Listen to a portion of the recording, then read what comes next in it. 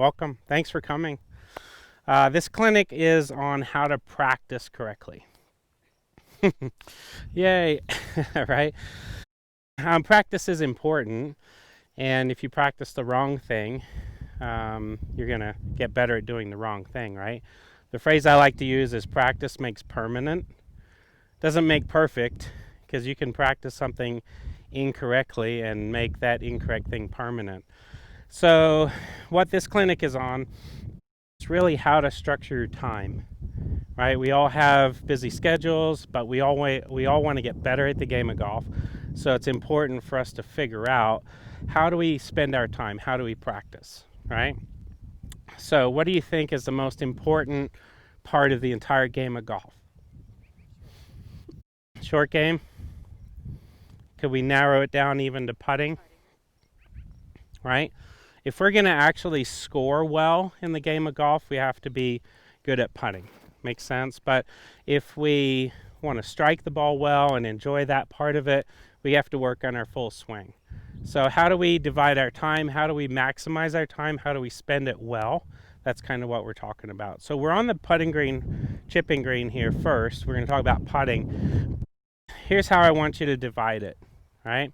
If you had 1 hour of time to practice, it's important for you to spend that time well in two different categories. One is called block practice, and one is called random practice, right? So think about back in school, you're like, I've got a midterm coming up, and you cram because you forgot about it, but you aced the test. You did really well because the night before, all you did was study. So that's more of like a cramming mentality. That's kind of more like block practice. But then when you get to the final and you start studying for the final, you're like, oh crap, I forgot everything that was on the midterm, because you didn't really study it, you didn't really retain it. And so the way to retain something is to actually have more of like a real life application to it. So that's what I'm calling random practice. So another way to think about it would be repetitive shot after shot with one club to one target. And then the other way to practice it would be more situational, more true to life, right? So that's two. Whoa. Got our wind going. So that's two distinct types of practice. The other practice is long game, short game, right? So let's talk about that 1 hour. If we've got 1 hour of time, we're going to spend 30 minutes of that on short game and 30 minutes of that on long game. Then what we're going to do is we're going to take each of those 30 minutes and we're going to divide them into that block style practice and then into random or situational style practice, right? So what I'm going to do is we're going to go over here to the putting green. Just lay this down, bring the camera. So come on over here and I'll demonstrate what these types of practices look like, right? So we don't really do this on the practice putting green, but you absolutely can, and I encourage you to try it. You might grab 5, 6, 10 golf balls out of your golf bag or grab them off the practice green. Find one putt and then just work on this one putt, right? So what's going to be the benefit of me spending 15 minutes of that hour working on some type of a block practice? Right? It gets implanted. The repetition provides us with a couple of things. Number one, it provides us with an opportunity to just kind of relax the mind. We talk about muscle memory. Well, our muscles don't really have memory. Our brain has a memory. But what our muscles can do when we relax is create repetitive patterns, right? So in this position, if I was coming up short, if every time I hit the putt, I hit it halfway, after I had 3 or 4 balls sitting there, or maybe even just 1 or 2, I might realize, oh, I need to actually hit this harder, right? But if I was only putting 1 ball here and around the hole, I wouldn't have that opportunity to think about what I needed to do better. So that's the benefit of having that repetitive practice. So you might repetitively practice a straight uphill putt, uphill left to right, downhill left to right, so that you get some repetition from one location. So when I go to a tournament, you're going to see it on TV. You'll see tour players all the time.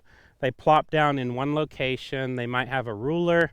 They've got mirrors. They got all kinds of practice devices, and they park it at one location, and they just do repetition. Then, if you observe, what you're going to see is other players around the putting green actually putting, and there may be two of them, and they're going to play a putting game together, which is another great way to practice. So that brings in the situational practice, right? So now, instead of actually having just one pile of balls, then you take one golf ball, you put it down, you read the green, you come in, you might even situationally put yourself in a position where you're under a little bit of stress. You might be saying stuff like, okay, I've got to make this putt to shoot my lowest score ever.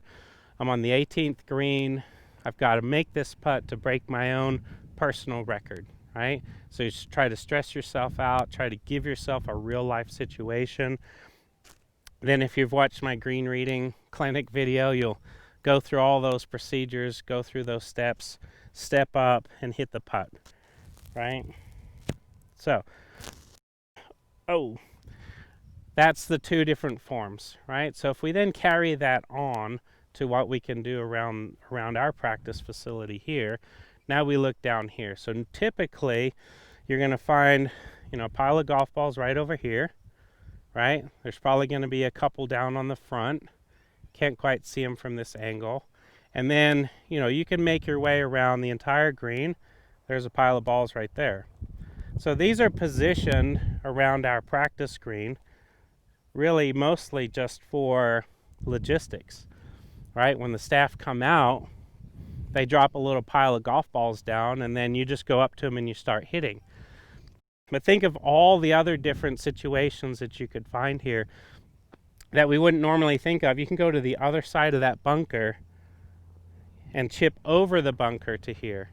You can then go and put a pile of balls in the native grass right over here, right? Because that's a situation that we're in.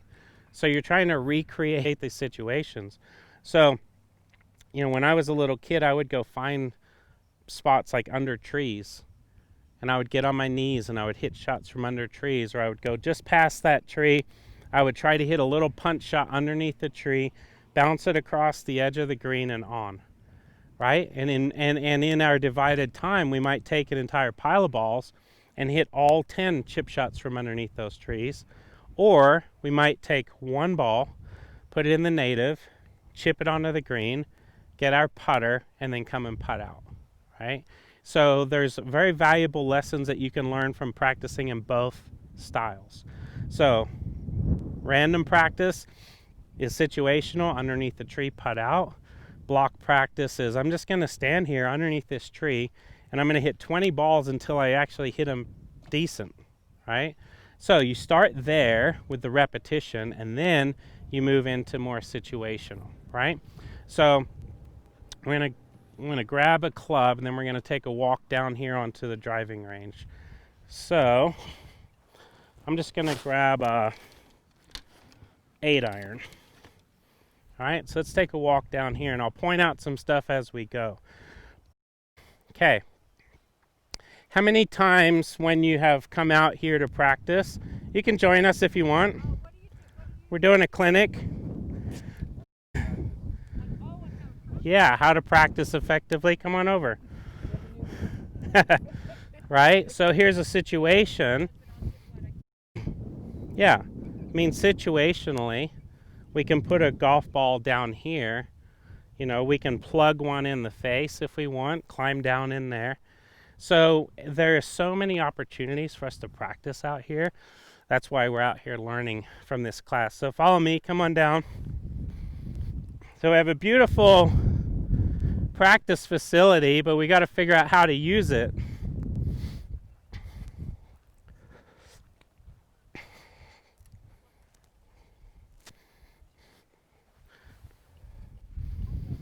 Okay, have you ever wondered how to hit the downhill lie on hole number 3?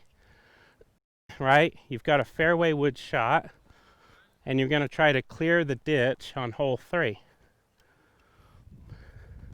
Here's where you hit your 3-wood from,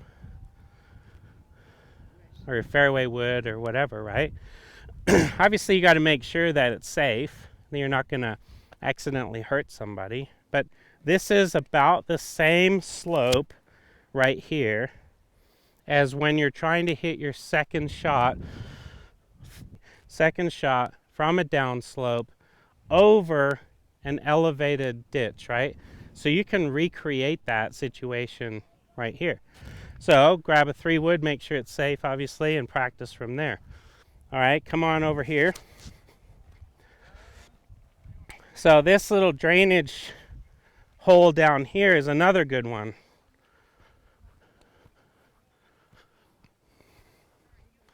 Right, so we know that that drain is located in the bottom of a bowl. So if I wanted to practice ball below my feet, this ball is now below my feet. If I wanted to practice ball above my feet, this ball is now above my feet. Right, out here, we have a lot of holes that have this situation. Think of the right side of 14. It's got, if you hit one a little off to the right, you've got the ball well above your feet. Hole 16, pretty much anywhere down the entire right-hand side of hole 16. So you find some side hill lies where the ball is above your feet, right? For Sarah, the ball's below her feet, right? Any lefties, you can just kind of flip-flop it. You can practice out of the rough. So one of the things that I wanted to make sure that you are aware of in this type of clinic is that it's perfectly okay to do this. This is your practice facility. And some of these ideas you maybe have never heard of, but that's just because typically, which again is more for logistics purposes, we just put those little piles of balls around so that we can make it look neat and tidy. But you can grab a basket, fill up your pockets, and go find any of these shots. Where are the baskets? We've got some in that little shed over there. If you wanted to go up here and practice from that native grass, hitting longer shots out into the driving range, you can do that. And then you can even go back this way. So going out toward those flags, now you've got, for a right-handed golfer, you've got the ball below your feet hitting a pitch shot back onto this green. So think of hole number 9. You've played along number 9. You've tried to stay up the left-hand side a little bit because you know if you go right, your ball goes way down in that bowl underneath. So you've now got a 50, 60, 80, 100-yard shot even where the ball's below your feet. So now you can practice from that situation going back over here. And then right behind us, we have both a greenside bunker and a fairway bunker. All right, so again, you have to be observant and make sure you're not going to hurt anybody, but you can drop a golf ball in that bunker. That'll resemble the right side of hole 18. That'll resemble the right fairway bunker on 16. And if you want to take a 7-iron or a 5-iron or a hybrid and hit balls out of that downrange, you're welcome to do that. That's how you can utilize the space really well for practicing. All right? And again, don't just think of short game shot creativity, think of full swing. All right, currently right now, the wind is blowing its normal direction. It's kind of from the west and maybe a little bit from the south. Right? This is our normal wind direction. Well, if you're playing hole 2, that wind direction is normal, right? Because hole 2 kind of goes the same direction as we're standing here on the range. But what about hole 1? Hole 1's going the opposite way from this end of the range, but that doesn't mean you can't go to drive down to the other end of the range and hit a whole bunch of balls in this direction against a left to right wind.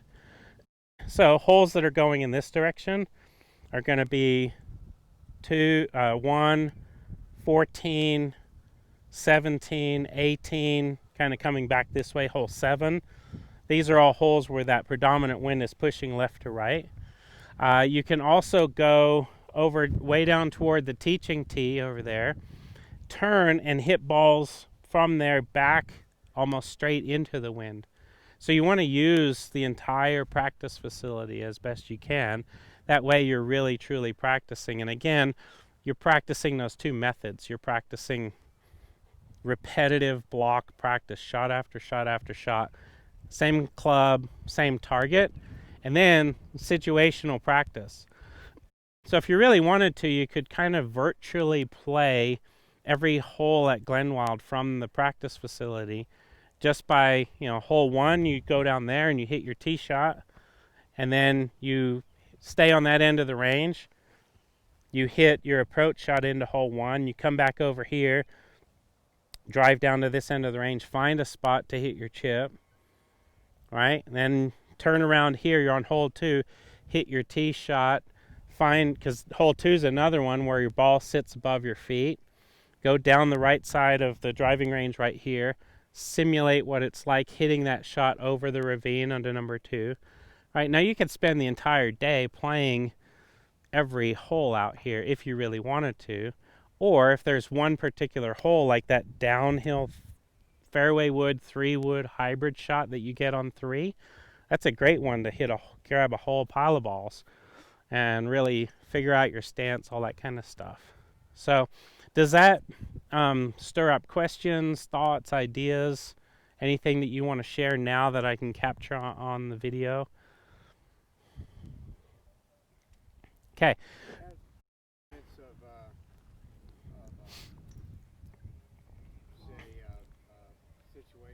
Yeah, I would think the best way to decide on what to practice is really what's kind of top of mind in your game. What's going on? Where are you struggling the most?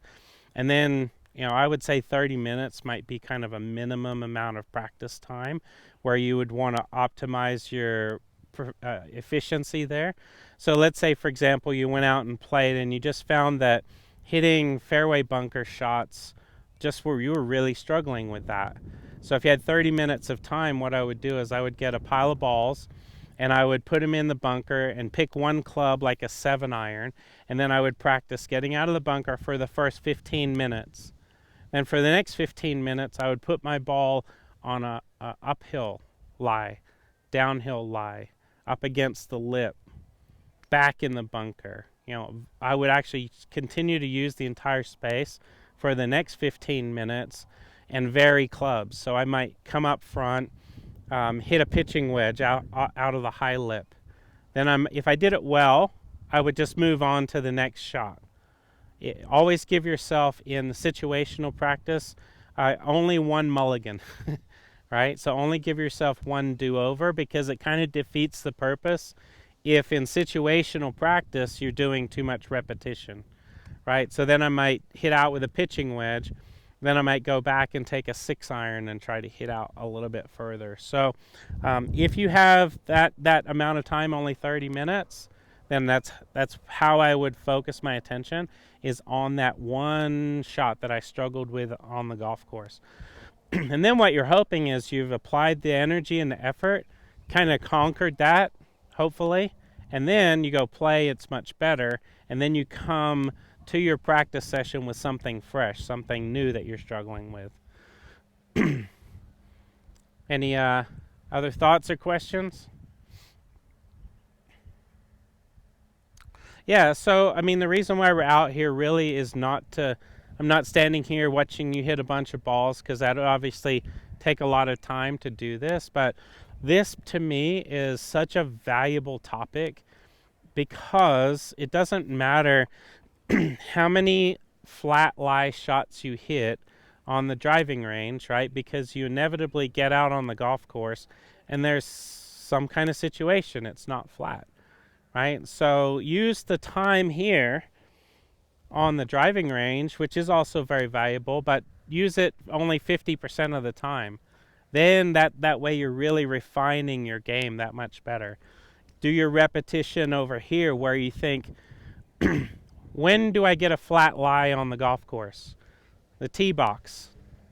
So when you get out here, tee up your iron shots. tee up your hybrids, tee up your 3-woods, tee up your drivers, because on par 3s, we got some long par 3s, you're going to be hitting long clubs into those holes, so you might as well practice. I know I typically gain about 5 yards in my game when I use a tee versus when I don't use a tee. All right, so if I'm on a par 3 and I get my laser and I shoot my distance, if I'm in between clubs, I'll take one less club and tee it up because I know I'm going to get a little bit more distance. And sometimes I'll even just hit it right off the grass if I've got too much club. And then that way it actually takes a little bit of distance off. Another opportunity would be when we're working on, shots from the rough. Sometimes you hit into the rough. You can find rough all along different situations over here. So make sure you're kind of using the entire environment. Don't just go to where each pile of golf balls is and practice from there. You can practice, the way I like to coach a lot of approach shots is putting, right? If you've taken a short game lesson from me, I've said, learn how to putt from off the green. There's so many great places where you can putt from 30, 40, 50 yards off the green, putt your ball, and it'll roll along and jump on the green. Well, you can put a pile of balls here and just putt over there, right? Then you might say, okay, well, what about if I putted with my hybrid? Grab your hybrid. And what you're trying to learn is how fast are the fairways rolling today, right? Because when you're trying to judge your speed out on the golf course, you know how fast the greens are, but maybe you haven't practiced enough from this surface to know how fast the fairways are running. So hopefully that's just kind of been a little bit of a light bulb. I know that I had to learn this. I had to be taught this. I've had some great coaches over the years that have taught me some of these things. And other stuff I've learned out of necessity because I'm still trying to play at my highest level. And what I'm looking for as a player is a competitive advantage. I'm not as big and strong as the guys that I compete against, but if I can be smarter, that can be my competitive advantage. So if I can take some of those things that I've learned and pass them on to you, then hopefully you'll be just that little bit smarter. And then when you come out and practice, you'll be spending your time more efficiently. Thank you.